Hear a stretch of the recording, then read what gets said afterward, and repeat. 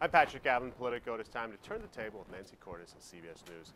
Nancy, let's go to the big international news this week. Obviously, the Sochi Olympics taking place right now. What are we learning about Putin's Russia and U.S.-Russian relationships, if anything at all, from what we've seen and what we're seeing coming out of that big event? Well, as far as the president's concerned, what he just said in that interview with Bob Costas about the Olympics is that he actually has a pretty good relationship with Putin, better than it may seem to those of us who try to read all the signals, all the body language. He says, you know, some of what Putin says and does, he thinks is just atmospherics for the folks back in Russia, and that actually he thinks that when they work together, when they talk together, they actually get along pretty well. Going back here in D.C., one big topic being debated on Capitol Hill is, as you know, immigration.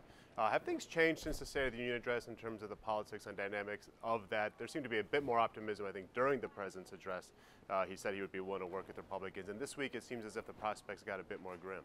They did, and you know, that was really surprising, Patrick, because Speaker Boehner came out suddenly this week and said, we may not achieve immigration reform, and if we don't, it's going to be the president's fault because Republicans don't feel that they can trust him. Well, that was a little bit surprising because the fact that Republicans don't always trust the president predates Speaker Boehner saying that he thinks that this is the year to tackle immigration reform, various Republican leaders saying that the party needs to do this now, and suddenly he's kind of putting the brakes on the policy. I think what's really behind that is the fact that he unveiled his principles for immigration reform at that Republican retreat in Cambridge, Maryland last week, and he got a pretty lukewarm response from his members. Some of them because they just don't think that the timing is right.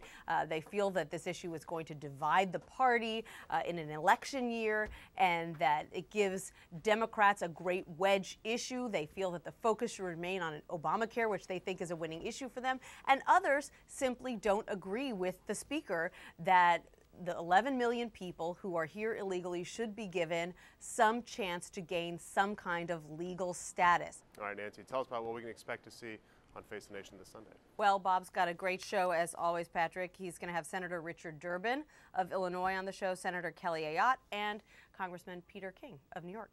Nancy Cordes with CBS News, thanks a lot for joining us.